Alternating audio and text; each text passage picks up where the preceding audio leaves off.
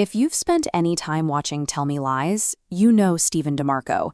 He is a masterclass in psychological warfare, the kind of character that exists specifically to get under your skin.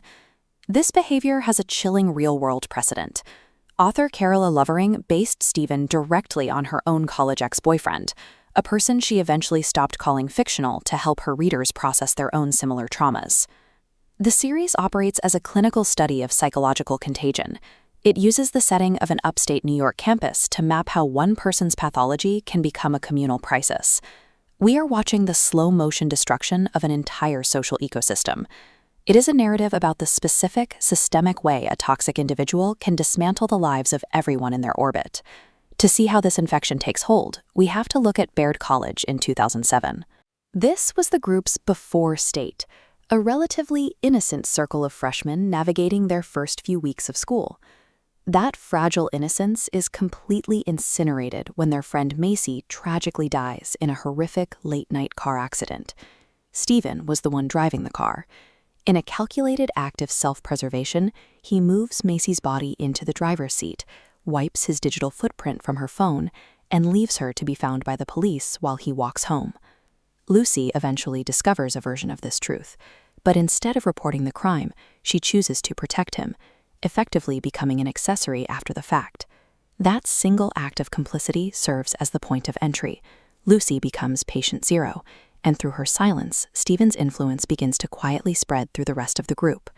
Showrunner Megan Oppenheimer shifted the structure of the original novel, moving from a dual POV character study to a sprawling ensemble drama. This diagram illustrates why that change was necessary. By expanding the scope, the show can visualize the two-person bond as a wrecking ball, tracing exactly how their choices damage the people around them. We see the first casualties in Drew and Wrigley. Lucy sends an anonymous letter to the administration solely to protect Stephen, but in doing so, she falsely implicates Drew in the accident. The fallout is total. Wrigley loses his football career, Drew eventually dies by overdose, and Wrigley is left permanently scarred by the loss of his brother. Stephen treats Pippa and Diana as pawns, manipulating their emotions to spark jealousy in Lucy, while simultaneously securing a high-paying law internship through Diana's father.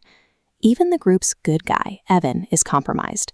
Reeling from Stephen's psychological games, Lucy sleeps with Evan, the boyfriend of her best friend Bree. This relationship is a parasitic force. It survives by feeding on the stability and trust of the people in the room until there is nothing left to consume. Portraying this level of emotional devastation requires a massive amount of trust behind the scenes. Grace Van Patten, who plays Lucy, has to go to some very dark places for the role. The irony of the production is that Grace is actually dating her co-star, Jackson White, in real life. The actors have stated that having a foundation of real-life safety is the only way they could comfortably enact such deep psychological warfare on camera. Their own emotional health acts as the necessary anchor, allowing them to simulate a level of fictional destruction that would otherwise be impossible to sustain. The consequences of the 8-year lie finally reach a breaking point in 2015 at Bree and Evan's wedding. Stephen arrives with a new fiancée, Lydia, Lucy's childhood best friend. This engagement is a long-game power move. It's a strategy executed over years, specifically designed to remain in Lucy's life and keep her in a state of perpetual agitation.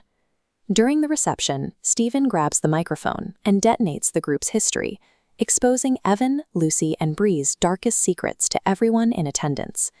The social network we've been mapping permanently implodes. Years of cumulative toxicity culminate in the total public destruction of the community. This final act classifies the series as an unflinching study of codependency. Success in this world is measured by the systematic dismantling of a person's autonomy. Lucy has lost her friends, her reputation, and her sense of self. In the final scene, Stephen coldly abandons Lucy at a gas station, leaving her stranded in the middle of nowhere. Lucy realizes she has been discarded. She has no ride, no allies, and no way home. But as she stands there alone, she simply smiles. After 8 years of fighting his influence, Lucy has finally accepted the chaos as her baseline. The smile indicates that the destruction is no longer a crisis to be solved. For Lucy, it has become her natural state.